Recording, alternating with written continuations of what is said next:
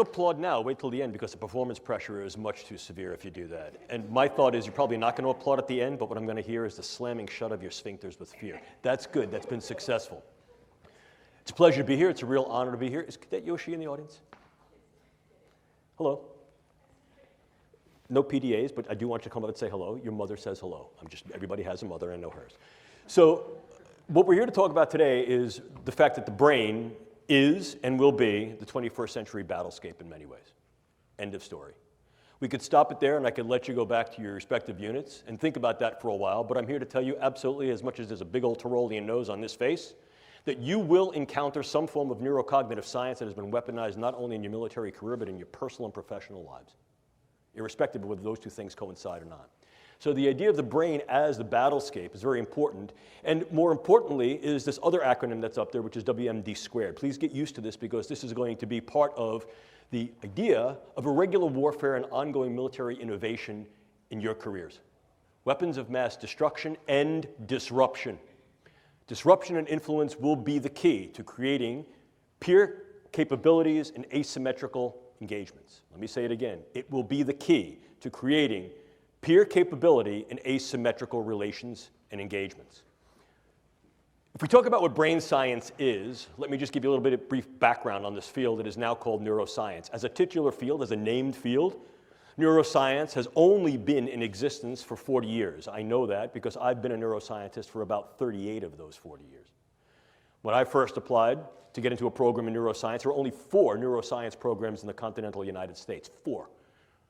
Right now, at this particular point, there are well over 200 dedicated university and collegiate programs, several programs at the junior college level, several programs at the high school level, and many, many dozens of independent think tanks and philanthropic organizations solely devoted to brain sciences. That's just here in the United States.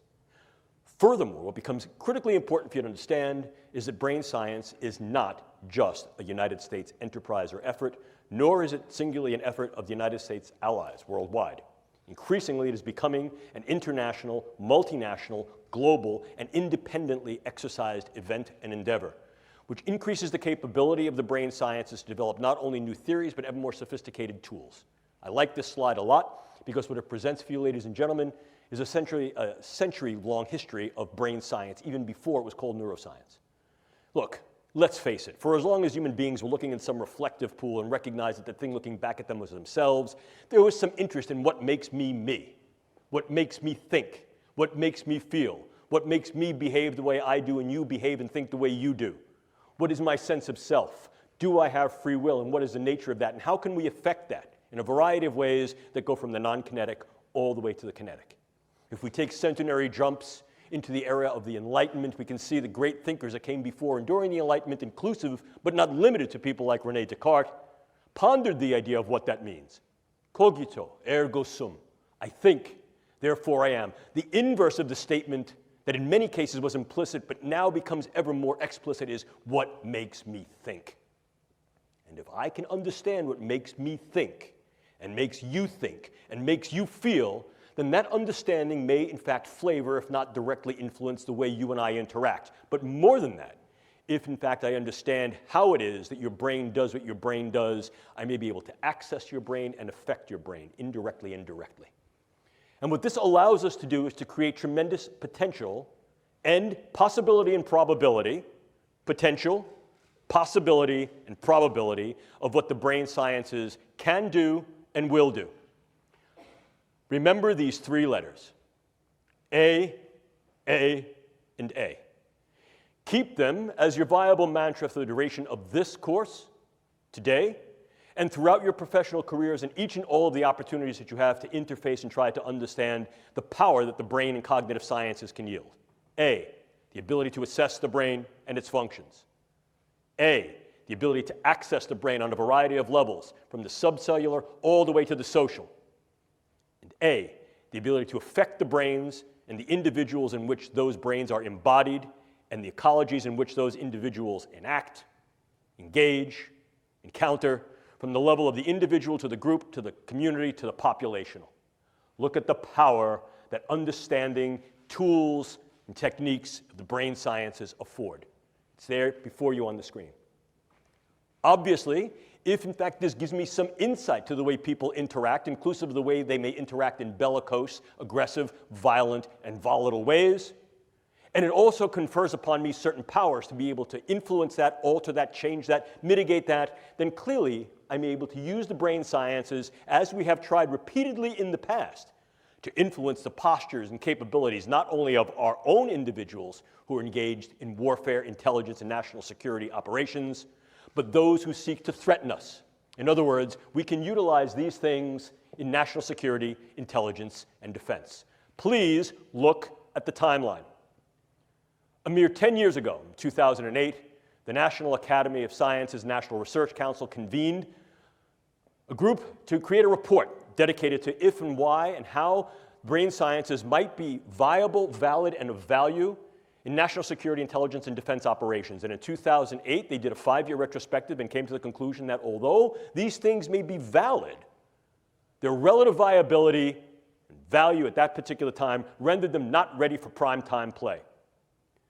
Our group, working with others internationally, inclusive of the Nuffield Council in the UK, proceeded forward from 2008 and did a slightly deeper dive, looking at international capabilities, limitations, and delimitations in the brain sciences, and came to a very, very different set of conclusions. Not only were the brain sciences increasingly being considered, interested, and used for possibilities of national security, intelligence, and defense, but they would continue to be so as more and more countries internationally developed the capabilities and the specialized agendas to be able to look into the brain and affect the brain. So much so that by 2014, the exact same committee reconvened and recognized at that time that the brain sciences indeed were ready and in operational prime time for warfare, intelligence, and national security agenda. In other words, it is valid, valuable, and already in operational play. The brain is the current and future battle space, or at least one that can be leveraged in those ways to be able to create tremendous effect with fairly little investment of engagement. In other words, what it allows us to do is assess the brain, access the brain, and affect the brain. I'll unapologetically repeat myself throughout this lecture to drive home this point with regard to these capabilities, because each and all have gravitas importance and operational leverageability. That said, what are these techniques and technologies that have rendered this capability and, if you will, geopolitical, military, and social power? Well, I have them here before you. Generalization, we could parse them down into 2 discrete domains. First, the assessment neurotechnologies that do exactly as the name would imply. They are based upon various tools that we can use to assess those structures and functions of the brain that may be involved in those processes of cognition, emotion, and behaviors. Humans are tool users. Rarely, however, do we turn over a rock, look around a corner, or peer under the bed just to know what's under there. We use, at very, very least, the knowledge we have gained from turning the rock over and looking under the bed or around the corner. And very often, those things that we find under the rock, under the bed, or around the corner become tools for us to use in a variety of other engagements. Brain science, like any other science and technology, is no different. Earlier in the day at lunch, Major and I had a conversation about the viability of different types of research. Science for science's sake. Science just to know because that's where your interests lie. Oh, look, I've been an academic for well over 4 decades, and I can tell you that that kind of research is wonderful. But when that research is generated for a purpose and when it's funded and when that purpose deals with those things that are near and dear to the health, survivability, flourishing, and protection of kith and kin, then that research is operational research that has an end goal of use. This is what this is about. It's not just a question of trying to figure out what makes the brain tick and the way it's built. It's can we get in there to affect the ticking and talking, and by affecting the way that brain is built and the way it functions, influence in ways that are kinetic and non-kinetic, the attitudes, beliefs, thoughts, emotions, activities, and relative vulnerabilities and predispositions of those individuals for whom both we are responsible in terms of our own forces, perhaps to make them better, more insulated against injury, operationally protected and enhanced, and those who may threaten us. To do that, we need to intervene. So the other dimension of these neurotechnologies are interventional neurotechnologies. Now, I'm not going to bring you down the rabbit hole into what each and all of these things do, because you don't want to be a neuroscientist, and I'm certainly not going to make you a neuroscientist in an hour. But I think it becomes important to dial into a little bit more clarity and with further granularity what we're really talking about when we talk about these relative assessment and interventional technologies. In the former case, probably the one that gives the most rise to both provocation and contention, are various forms of neuroimaging, the ability to image the living brain, to be able to see what brain areas are differentially active as we engage in different thoughts, feelings, emotions, and tasks, and to then correlate the interaction of those nodes and networks with discrete patterns that occur not only in individuals, but in groups of individuals. In other words, if I can see how this gentleman's brain works, whether he's awake or falling asleep, thought I catch you. The idea there is that I can then understand, I'm only kidding, I can understand better, relax, I can only understand better not only what makes him happy, agitated, engaged, or tired, but I can then in some way alter my discourse to be able to make him feel happier, more engaged, and less tired. In so doing, I can take the information I have about the way a brain works, and I can put it to good use, practical use. Think about this. If I know what makes you tick as an individual, and I'm then able to generate patterns of how you as an individual relate to, are similar to, or different from other individuals, I may be able to then generate information that allows me to interact with you on ways that are more meaningful to our level of interaction. In other words, the more I know about what makes you tick, the more my interactions can be geared with you to make you tick the way I want you to. The way I want you to. Obviously, it takes some energy to put people into a big magnet and scan their brain. There's a whole bunch of things that are limitations of brain imaging. We recognize that. That's part of the mission. We seek to delimit those particular constraints and through the use of co-registered different forms of neuroimaging make it better. Some of these forms of neuroimaging are fieldable, operationalizable in field missions. Some of them are not. We're seeking to make these things more operationalizable, not only for military medicine to assess individuals who may have incurred brain injury and/or the effects of brain injury inclusive of things like PTSD and other forms of neuropsychiatric disorders, but also to understand better how it is that our individuals are able to think through certain situations, how their brains work, and be able to classify those individuals and perhaps specify the way we train them, the way we sustain that training, and then we maximize their performance. We can use other methods as well, genetics, biomarkers, and information. And that information is critical. One of the things you must learn is as military personnel, your demographic, biological, social, and psychological information exists in your jacket and is in fact retrievable in real time. That information becomes ever more important as we try to understand the you-ness of you. And the nature to classify that information, hold that information secure, doesn't only exist on the medical side with regard to your HIPAA records, but increasingly is becoming a concern for national security when these large-scale big databases of brain structure and function, physiology, biopsychosocial demographics become ever more available and ever more relevant to what's making you tick, what's making you talk, what's making you strong, what's making you vulnerable. And the fact that other nations, inclusive of China and Russia, are engaging in large-scale neuro-big data initiatives to be able to create large-scale databases that can join not only imaging and physiological, but as well as other forms of phenotypic and genetic data of the entirety of populations renders great power because there's great capability in that information to know where key points of strength and vulnerability may lie, and also to intercede, to inject information in some way be able to affect what appears to be your medical record, your personal record, the evidence that is you. And we can take that step to go one step further. The more I know about you and the more I know about the way your brain works as individuals, groups, communities, and even populations, the more I can utilize non-kinetic means such as informational means of narratives, iconographies, semiotics to influence your emotions and your behaviors. We can do this subliminally through computer images. We can do this more liminally through the types of engagements, interactions that we engage through psychological operations and informational operations. We can train better our human terrain teams to be able to interact with individuals in a variety of cultures, groups, settings, and ecologies to be able to improve their performance so as to be less distancing and more ameliorating. We can go further than that as well. We can also utilize these interventional technologies in those ways that may able to directly affect the brain. Probably the one that you've heard about most recently, most contemporaneously in the literature, is the possibility to use some form of directed energy to affect physiology peripherally and also to affect the physiology and health of the brain. Case in point here, U.S. Embassy personnel in Havana and possibly in China. And of course, there's not a lot that I can tell you about that, although I am one of the researchers on that particular project. But this seems to be wholly indicative and supportive of the fact that this was at least some form of directed energy, whether it was wholly intentional or not, still remains to be definitively decided. However, the pattern of insult and injury to those individuals and the pattern of injury of who was affected strongly suggests that this was an intentional and directed engagement, and that this represents a beta test, a possible probe of a directed energy neuroweapon. And there are a number of countries that had developed initiatives and agenda towards developing just these types of things, the United States included. But you also have a whole host of other things that can go bump and bang in your brain. The more we understand the specificity of the brain on a very granular level, the more we're able to derive and develop particular types of drugs that not only can enhance and optimize the performance of our people, but can also be used to mitigate, militate, and in some cases manifest profound morbid changes in their people. In other words, against a hostile other. Drugs can be exceedingly specific, and as I'll show you in a moment, can be very, very much used to individualize weaponology in terms of what we call precision pathology or precision effect. We can go further.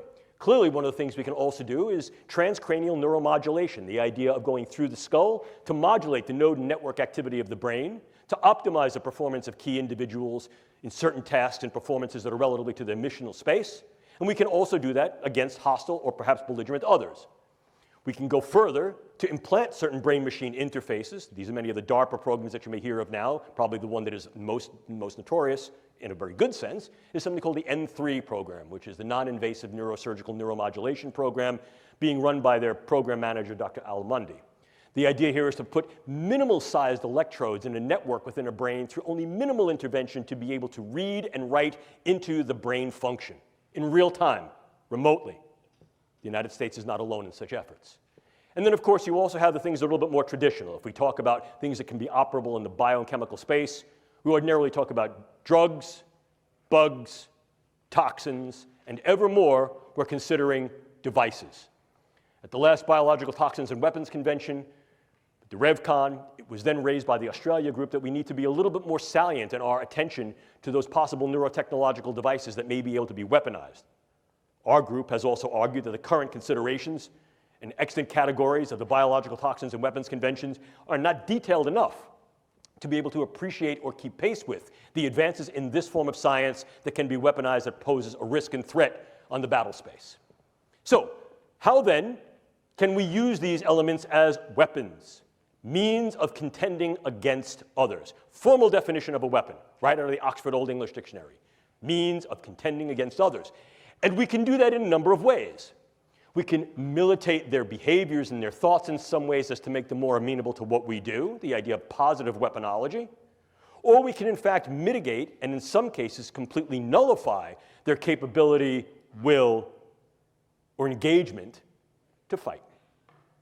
If we combine those two definitions into one, what we find is those agents that will either change individuals' thoughts, vulnerabilities, volatility to violence and aggression, or incur morbidity, dysfunction, and or mortality in such a way as to then mitigate the engagement altogether.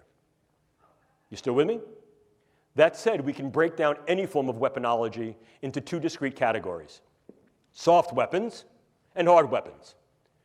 In the former categorization, soft weapons include but are not limited to such things like economic leveraging to create economics, market values, market presence at international bargaining tables to develop international power and leverage as a soft weapon.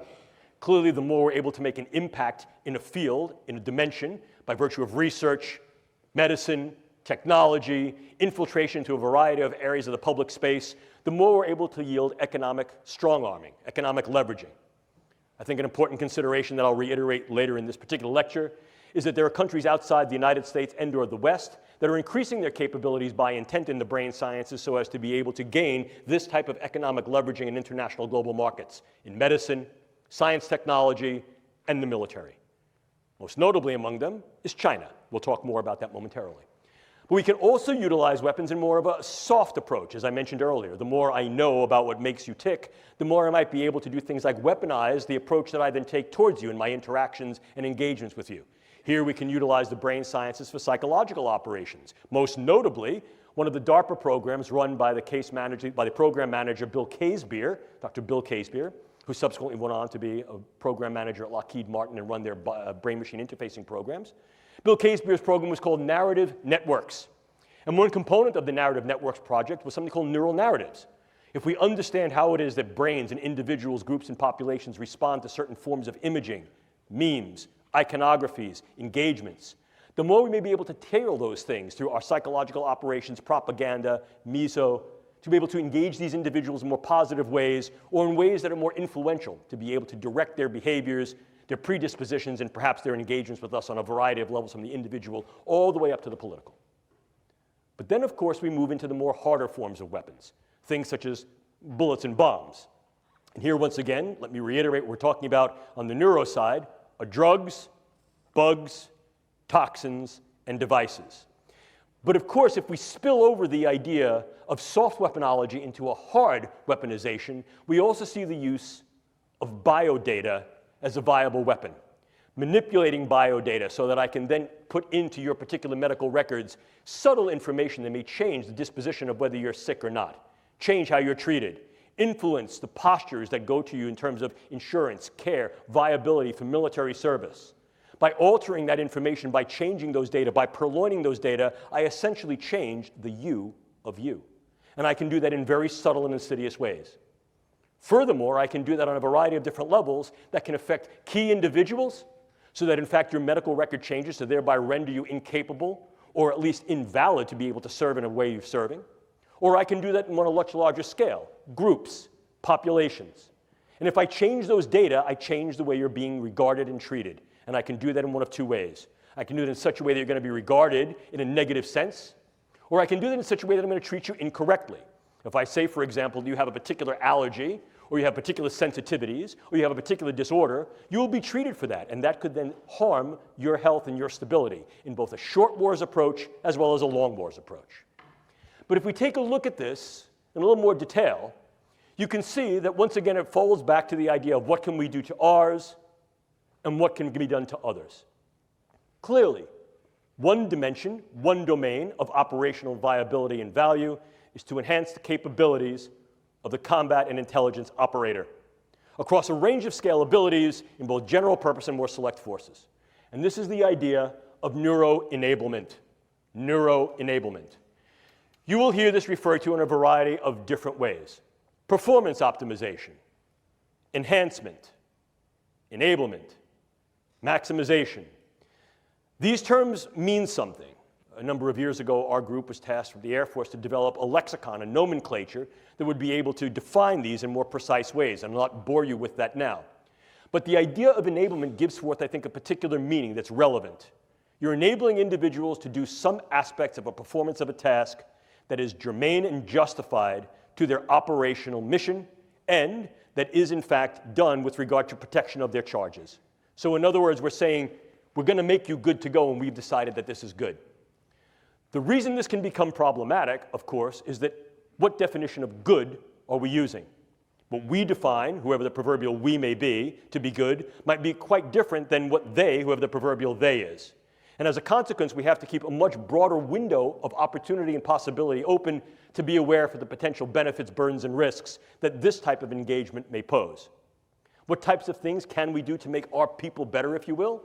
Well, certainly we can use a variety of advanced psychopharmacologics and neuropharmacologics, in other words, drugs. And I refer you to a wonderful book written by a colleague of mine, Professor Jonathan Moreno, called Mind Wars. First edition came out in 2006, second edition came out in 2012. And Professor Moreno does a very good job in defining and explaining the history and historicity of the way the brain and cognitive sciences had been used in national security, intelligence, and defense operations, both by the United States and more globally. And what we see is that this is certainly not a new event. We can look back into antiquity and see that there have been attempts to try to maximize the performance, capability, sustainability, and protection of those individuals who are operational warfighters, literally from ancient Rome and Greece all the way to the 20th and now 21st century.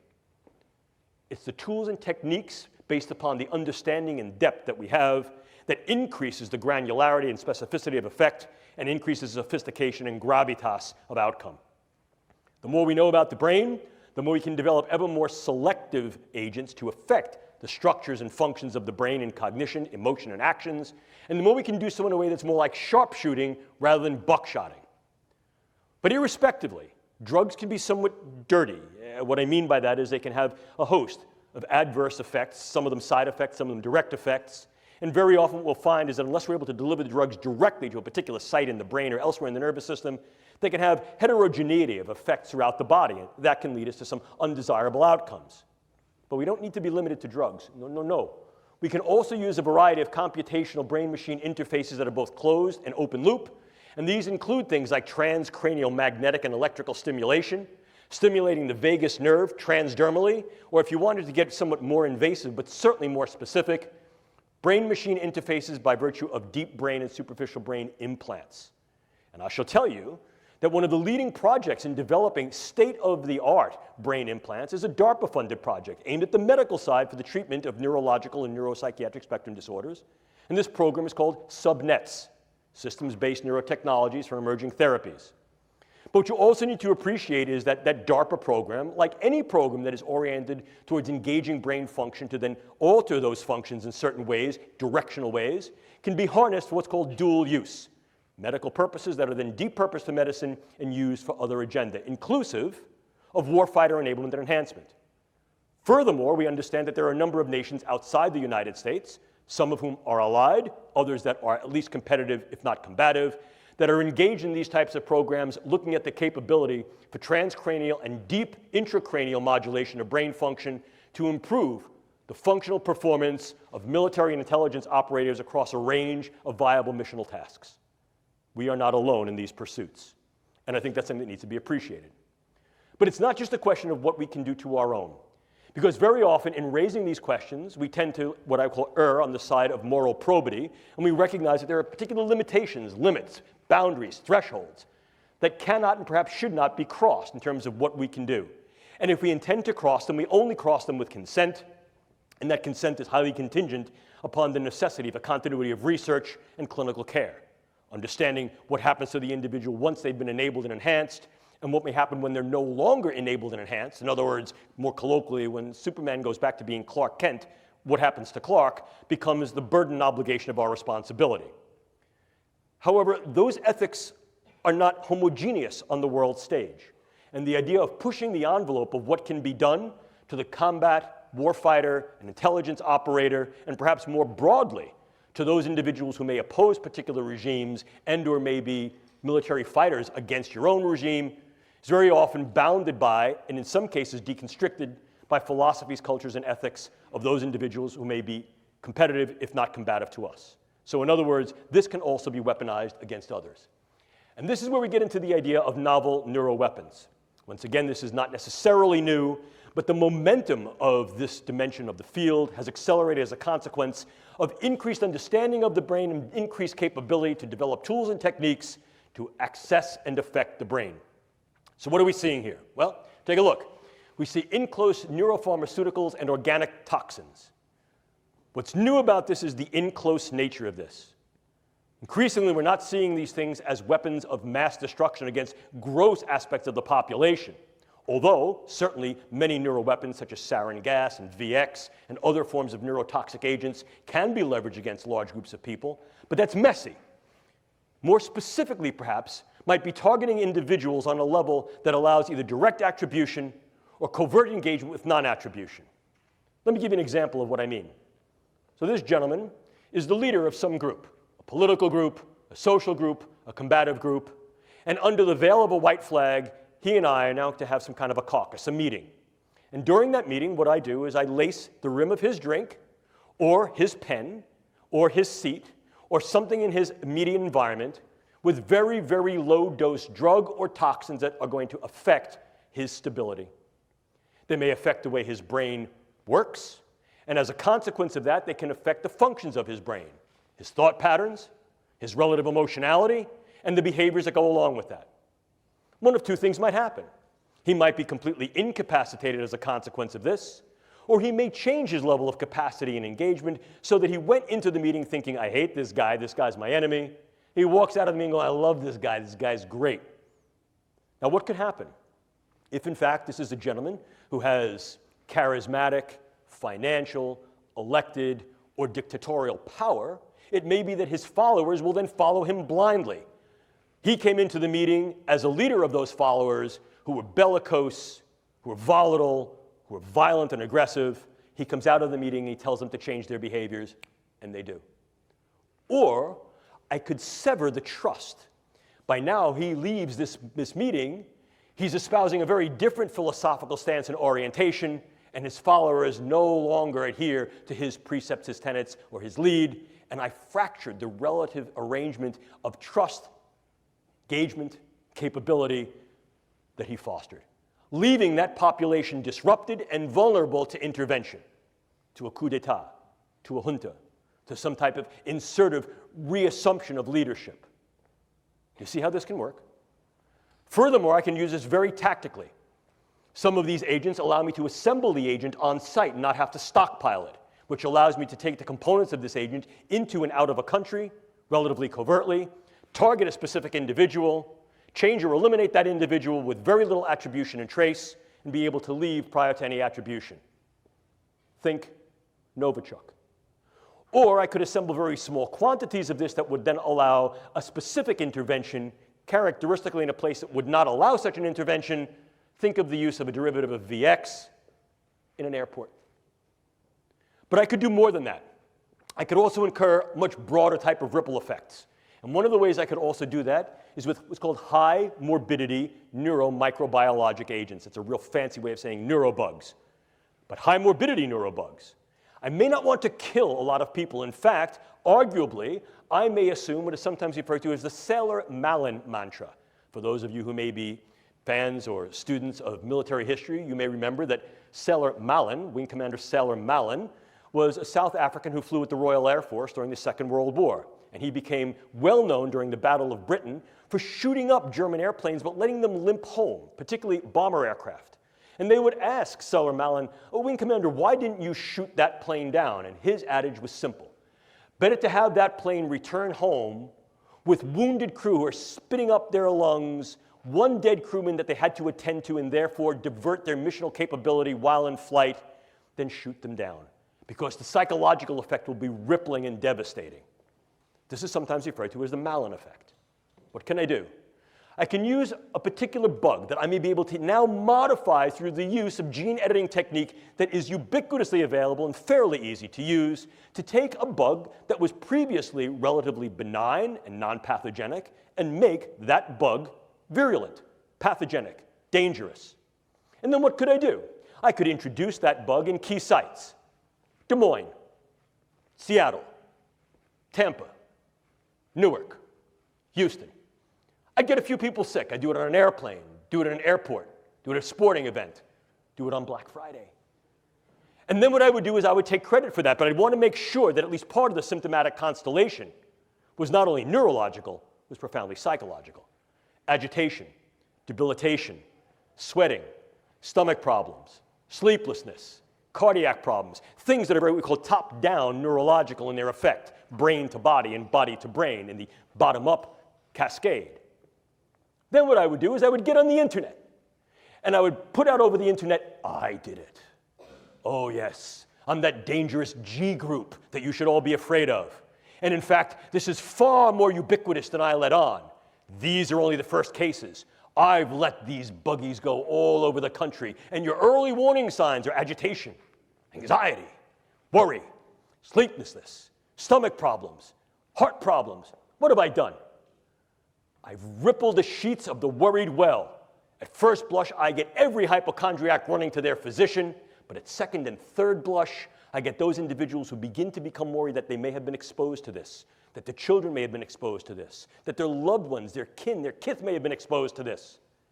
Of course, the physicians, the CDC, the Public Health Service comes back and says, no, that's not what's going on. But I get back on the internet and I say, oh, don't you listen to that. That's fake. That's false. Your government knows what's going on. They can't do anything about it and they can't treat you. They're going to end up quarantining you. How many people would I need to affect? We modeled it. Somewhere between 12 and 240. What would be the effect? Hang on, folks. Within 41 to 45 days, we would crash the United States public health system. Crash it. In so doing, I render the United States infrastructure vulnerable, either there or elsewhere. See the ripple effect? See the disruptive effect? I can disrupt an individual from the level of their cell to their system, and disrupt individuals on a variety of levels, from individuals all the way up to the social fabric. And that social fabric may go even further. It may be geopolitical. I need you to think just for a moment, if you could, why would it be of any value at all to affect, disrupt, and disable individuals who are U.S. Embassy personnel in Havana? When did it happen? What was happening? What would be the benefit in fracturing a growing economic, political, and social trust in that part of the world? Who would benefit? What would be the long-term effects, for example, of at least indicating that U.S. Embassy personnel and Foreign Service personnel are vulnerable to these types of threats? Could you, in fact, pair the threat with some type of conditioned stimulus? So now what you're able to do is to evoke a response in the worried well. I only offer possible suggestions for your speculation and your consideration, if you will. We can even go further. One of the newest developments is that nanoparticulate matter can be stabilized for distribution. If you're not aware what nanoparticulate matter is, it's that matter which exists on a scale of 1 × 10⁹. Very, very small. Smaller than a cell. And we can manufacture materials that have discrete properties that can be controlled by virtue of bioengineering and their physical chemistry. To auto-aggregate, to be able to aggregate in particular areas based upon their biological and or chemical sensitivity. But now we go one step further. Most recently, just a few weeks ago, it was announced that you could then aerosolize nanomaterials.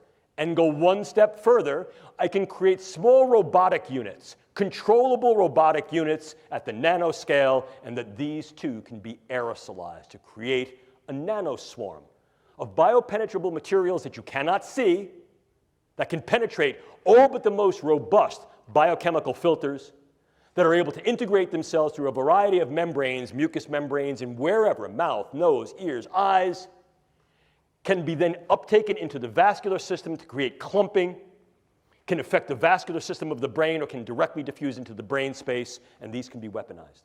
And they can be done in such a level that their presence is almost impossible to detect, and as such, the attribution becomes exceedingly difficult to demonstrate. How much of this material would I need? Take a look. This is the front of my pen. This amount of nanomaterial, if be able to maintain and sustain with regard to its deliverability and aerosolization, could in fact affect all of you, or based upon where I come from, New York City, all yous. Look at this. Look at this. I'm carrying that material. Would you see it? Would I have to lug a giant weapon into the room? No, I wouldn't.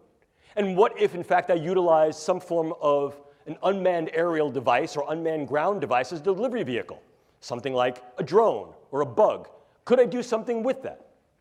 But let's keep going. Could I also utilize a whole host of devices to be able to affect individuals close in, for example, during interrogations, during social engagements, during human terrain team engagements, or more remotely, in a room, in a theater, in an airplane, in a bus, in a store, in a mall?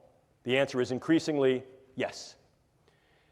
So this then represents for us both a challenge and an opportunity. The challenge is that increasingly what we find is that neuroscience and technology is relatively easy to obtain.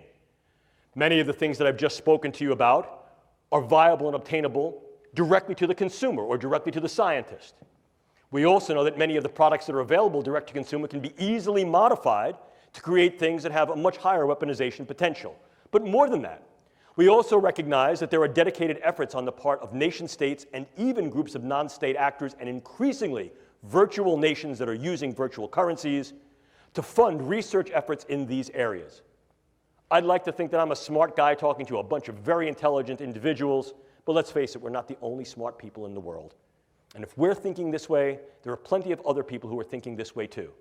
Some of them are our allies, some of them may be our competitors, and some of them are combatants and hostiles. And this is, in fact, the reality. Furthermore, we recognize that the goal, particularly among the actions of the United States and her allies, is to fight for right and honor, but to keep our own honor clean, to take the moral high ground, if you will. And indeed, that has been the case in the majority of the United States engagements throughout our history. However, one of the things that may creep up here is that there's something of an abrogation, a prohibition, a proscription against engaging this type of research and its possible translation in the civilian sector. You heard earlier in the very nice introduction that Captain Bender afforded me that I've had the opportunity to work with the European Union Human Brain Project, specifically as a task leader for dual-use brain science. And one of the considerations that grew out of that was that absolutely none of those projects in the Human Brain Project, again, a multinational effort, can and should be uptaken into warfare, intelligence, and national security agenda. That's viable enough. The idea there is that these things should be used for only peaceful means. However, this also creates a challenge. And the challenge is simple.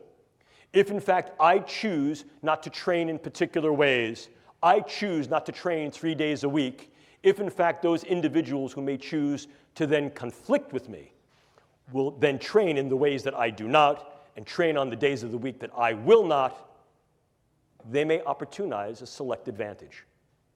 What do we do about that? Again, I think it becomes at least a problematic issue for discourse because we recognize that in many cases the civilian sector not only is not amenable to engaging in this type of research, certainly many are, but in some cases should not engage in this type of research for those very proscriptions that I alluded to momentarily. However, the question then becomes, how do we appreciate the international challenge, risk, and threat that the advancements of the brain sciences and cognitive sciences offer for global weaponization with the brain as the next battlescape? Clearly, it defines some type of a solution space, and there have been those that have posited, myself included, that there should be more directed, more detailed, and more dedicated government efforts in this particular domain, so able to advance the brain science in ways with sustainable funding to understand what the potential risks and threats are, and to develop a stance of preparedness. This becomes increasingly important when we take a look at those countries that have notable and identified programs of high level of investment, of GDP and or other levels of economic investment to advance the brain sciences in those ways that are either directly usable or have some, what I would call, explicit dual use capability. An important consideration that I want you all to bear is that current estimates based upon trend analysis is that by 2025, greater than 50% of research, development, test, evaluation, and possible use of brain sciences in general will occur outside the West. Outside the West. Furthermore, we understand that there has been a directed effort in China to be able to engage the current and future 5-year plans, to be able to advance brain science in those ways, to be able to have a higher level of gravitas with regard to the research, its capability, and its translation in medicine and other agenda, inclusive possible dual use and direct use within warfare, intelligence, and national security. This creates opportunities for research tourism, medical tourism, and market capture. And again, that market capture can be leveraged as economic warfare in terms of being able to destabilize the global market and the global economics that is relevant upon this form of bioscience and technology. But we also recognize that these things are being used for military applications. Certainly, there are directed opportunities and directed agendas for doing that within China. We also recognize that there have been activities and directed initiatives in the former Soviet Union that have now been translated and perpetuated into the current Russian infrastructure of biomedical science for military purposes. And a number of other countries have directed efforts in this space, inclusive of Iran, North Korea, India, Bolivia. Certainly among the US and its allies, we recognize that, the United States, the UK, Canada, Israel, and there are governmental efforts within Europe. We recognize also there are efforts in Japan. But there's another looming threat. The threat is the non-state actor. The threat is the virtual nation. They can establish sovereignty within a sovereignty so as to be able to say that we are immune or inured to your rules and regulations. Essentially, possibly destructive diaspora. And increasingly what we're seeing is the use of Bitcoin currencies and the like allow the finances of these types of things to be sustained in ways that were heretofore economically unimaginable, if not incapable. So as a consequence, what we're recognizing is that the threat parameters, the risk parameters, as well as the challenge and opportunity parameters are growing. We're equally concerned about the do-it-yourself community, not because this community of biohackers represents an inherently malicious or nefarious group, but because of their relative vulnerability to infiltration. And we recognize that to such an extent that at present, the Federal Bureau of Investigation in this country has dedicated ongoing efforts to try to maintain continued communication, interaction, and engagement with this community so as to be able to better surveil their relative vulnerability to purloinment, infiltration, manipulation, and misuse. Clearly, if we're looking at these things as possible destructive weapons, the more characteristic or classic criteria of drugs, bugs, and toxins meet at least some of the extant categorizations of the biological toxins, weapons, and chemical conventions. However, as disruptive agents, as those agents that may be assembled, developed anew, that do not meet these criteria, you can then get skirting of these extant treaties and these extant signatory documents, and as a consequence can develop these means, these methods, tools, and technologies essentially below the radar. Moreover, as disruptive elements, they need not be mass-produced or stockpiled, but rather their ingenuity is that they're able to be assembled in situ in relatively low quantities and used with specific effects against individuals and small groups to be able to incur disruptive effects, not only within that organism or that group of organisms, but beyond the organismic level, to the systems level, to the social level, to the geopolitical level. There's great power that can be leveraged there. Clearly, what we can do is provocative. Therefore, what we should do remains at issue. Ladies and gentlemen, I do not have answers for you, but I will pose several questions and possibilities.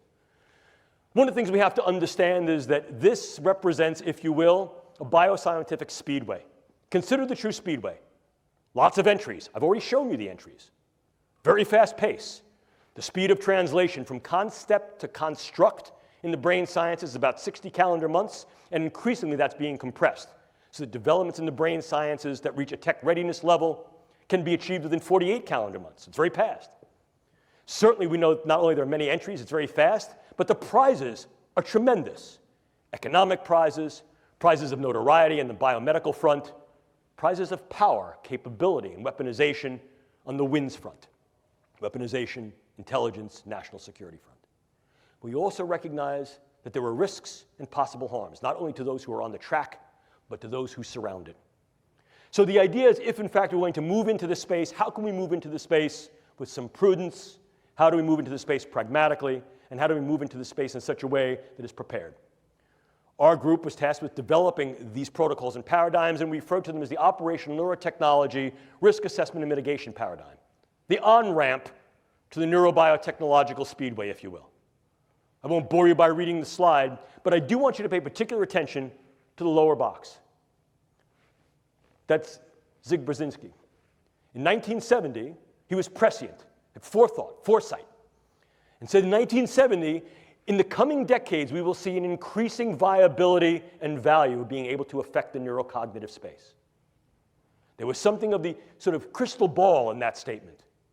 We are there, and increasingly will be ever deepeningly there based upon not only our own initiatives, but those initiatives of groups around the country. This is a space that we need to at least be prepared for. A simple precautionary principle will no longer obtain. Why? Number one, it shouldn't. Number two, it's anachronistic. Just because we recognize that in some cases, the risks may be high and there may be certain benefits, a simple precautionary principle says if the risks or threats outweigh the benefits, don't go. However, we need to also be equally preparative and take a more advanced precautionary principle that says we must examine the potential, the probability, and the possibilities of what those risks and threats are relative to the benefits of a stance of preparedness, and preparedness very often includes engaging the research to understand how these things work and how they can be used. How do we do it? Well, these are some of the contingencies that I offer simply as proposition for you. I ask you to consider them. Number one, what is the technical rightness of any and all form of neuroscience and technology in these types of agenda? What are key situational variables that may be germane to its use or non-use? Is there evaluation or some revision of the various ethical concepts that may be able to guide these uses in practice? And might we need to develop, in some cases, new frameworks, new foundations of ethics that are more applicable, given the fact that the science and technology may be running at a speed to which our ethics and policies may not yet be apace? I'm not going to bore you with these contingencies, but what I want you to do is pretty much go down to the very, very last one. The idea here is can we utilize neuroscience and technology? And if the answer is yes, we can, should we? And if the answer there is we already are, and there are some domains and dimensions by which use should be advocated, for example, non-lethality, least harm, doing less harm than other forms of interventions and engagements that are currently in use, being able to mitigate individuals' capacity or willingness to engage in volatility. In other words, improving the capacity for individuals to gain capability to get along, well, perhaps there's some value there. If these things are going to be used in a more hard weaponized approach, are they being used in those ways that are less harmful than other extant weapons? And/or what are the postures that we should adopt if, in fact, another nation utilizes this form of weaponology? What represents what I would consider to be comparative or appropriate proportionality? And ultimately, if, in fact, we're going to move into this space, and I think we are moving into this space realistically, not only now but ever more in the future, we have the obligation and responsibility to assess whether or not the contingencies for consent to treat our own people are in place. In other words, if there are things we're going to do to optimize the performance and capabilities of our own personnel, and if there are things that are being done on the world stage, inclusive perhaps by us and our allies, that could mitigate, affect, or manifest change in other personnel, are we prepared to accept those responsibilities? The responsibilities for ongoing research, the responsibilities for ongoing clinical care, not only of ours, but internationally, because of the role that the United States and our allies plays, and because of the need to take an upstanding moral front with regard to the fact that as we develop weapons, and as weapons are developed by us, our allies, and by others, the preparedness stance says we must also be equally assumed, equally in position to be able to not only counter those weapons, but mitigate and treat the effects that those weapons incur. And in fact, historically, very often what we've seen is that that has been the interesting march of science, technology, and medicine, where advancements in medicine very often arise as a consequence of the possible utility of various forms of science and tech to be weaponized and the damage that they incur. But the question still comes up, ladies and gentlemen, what ethics shall we use to guide research, test, development, and perhaps utilization of neuroscience and neurotechnology in these agenda and initiatives? Clearly, here in the United States, as with any open society, our military has relative transparency to the polis for our intents, our goals, and our operations. Absolutely, certain things are held confidential and classified. You don't show the other team your playbook on Friday and expect to win the game on Sunday. Yes, of course. And information we may understand about what they're doing by virtue of our deep and our intermediate surveillance may also be kept close to the chest, if you will. But the transparency of military intent, operations, goals, and interventions here in the United States has been paramount to the nature and fabric of our infrastructure, our politics, and our government. And the same is true for our allies. So at least part of this needs to be at least relevant to, afforded by, and guided through civilian ethics. Why? Because in many cases, it is the civilian institutions that to date have been involved in at least some of the research and development that can be uptaken into dual or direct use agendas. And as such, these things are subject to, and I think validly subject to, civilian ethics of science and technology or biomedical ethics.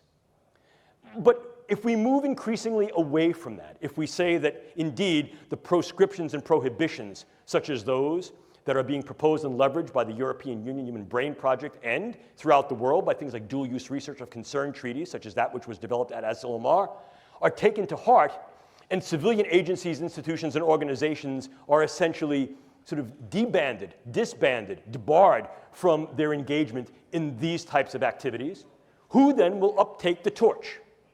Increasingly, there's been some interest, consideration, and real discussion as to reinvestment in government agencies and government-sponsored agencies that are specifically and explicitly dedicated to these pursuits. So to avoid any confusion what the intent is, and to also avoid any confusion as to who's doing what. We don't want to get another scenario such as we do with Robert Oppenheimer looking at the first test of the atomic bomb and going, "What have I done? I am death." Dr. Oppenheimer, what did you think you were doing? We don't want to have those confusions. We want to make sure that, in fact, those who engage the brain sciences for biomedical purposes of wellness, lifestyle, and enhancing the human condition are not necessarily confused with those who may then uptake these things into WIN's agenda. But if that's the case, and these things are moving more into governmental institutions, organizations, and initiatives, are civilian ethics even viable any longer? And if we engage military ethics, what military ethical principles will we engage? The use, development, research, surveillance of these particular things for just war? And if in fact these things are not used in a strictly warfare fashion where war is declared by the use of these agents, yet they still tend to be bellicose or disruptive, can we then say that we can justify their use? In other words, not just a just war, but their just use within this frame of conduct, whatever this may be. And/or can we revive another older and less known tradition, which is called jus contra bellum, which is justification for the use to prevent warfare. Here, the use of the neurocognitive sciences and intelligence, human terrain teams, psychological operations such as narrative networks, may be viable to de-escalate the volatility and vulnerability towards violence and combativeness. But again, we need to consider to what level we will engage this and whether or not the current ethics that we have in place are viable and valuable to do this, and how these things can then be rendered on the international scale. Because if, in fact, this is going to demand the multinational global discourse that it will, then clearly the global relevance of any ethical approach needs to be considered. And ethics very often is said to have a big mouth but no teeth, but policies and international law has choppers that can, in fact, be retributive and can bite. What do these developments then incur for ongoing iterations of the Biological Toxins and Weapons Convention, as well as other treaties, policies, and international laws that may help to guide, direct, if not regulate and govern the use of these particular implements? So the situation we're faced with, ladies and gentlemen, is as follows. As we begin to untangle the Gordian knot of the brain through the development of neuroscience and technologies, we've come to the precarious position of opening the proverbial can of worms of if, how, in what ways, to what extent, and when these techniques and technologies will be used in weaponized intelligence and national security agenda. I submit to you, ladies and gentlemen, that can has already been opened. It'll be our job, and increasingly your job, to be able to navigate this new terrain, this brave new world, and what it incurs. This is Atlas. And the idea of Atlas was that Atlas balanced the integrity and well-being of the world upon his shoulders. I disagree. Atlas of the 21st century, as you see here, balances the world upon her head. What we know about the brain, what we're able to do with the brain, and of all those organisms that are embodied and have one that exist in their various environments, cultures, and ecologies. Because the brain sciences and its technologies confer tremendous capability of knowledge, intervention. With tremendous capability comes tremendous power. And with tremendous power comes great responsibility. Look, that phrase is good enough for Spider-Man, certainly was good enough for Goethe and Nietzsche, certainly good enough for me, and I hand that off to you. Because, ladies and gentlemen, as I started this, neuroscience puts the brain at our fingertips. Whether that's to help, to heal, or to harm, is simply the effect of the human condition and how we put this to play. You will, in your professional careers and your personal lives, see the brain sciences ever more infiltrated and integrated, not only into the battle space, but to the bedside, to the boardroom, and beyond. They will be a part of your realistic lives in the way we engage each other, regard each other, treat each other, interact, and perhaps enter into combat. Understanding the brain sciences and their power will become one of your obligate responsibilities, not only as military officers, but as civilians of the 21st century global space. I like to end a lecture like this usually by giving you a little personal story. My dad, former Navy man, was an engineer. And one of the things Dad liked to do was build stuff. He liked to tinker. I still like to tinker. I like to work with tools. And my dad was a really bright guy. One of the things he did when I was a kid, he'd come home every month and bring me a new tool, teach me how to use it. So that in fairly short order, as a young kid, I became pretty adroit, or at least I thought I was adroit, with using tools. And with all of the impulsiveness and zeal of youth, getting a new tool with only partial knowledge, I remember one day Dad came home and he said to me, "Jim, here's a brand new tool." And I took it from him and said, "Thanks, Dad," and I went to go running off. My dad put his hand on my shoulder and he said, "Jim, slow down. Measure twice. Cut once. Sometimes you can't go back." Ladies and gentlemen, these are the brain sciences. They can and they will increasingly be used in national security, intelligence, and defense agenda globally. We need to measure twice and cut once and make sure that the cut that we make is one that is for good, one that is for right, and is one that does not cut our own throats or the throats of others in those ways that are irreparable. I leave you with my father's wisdom.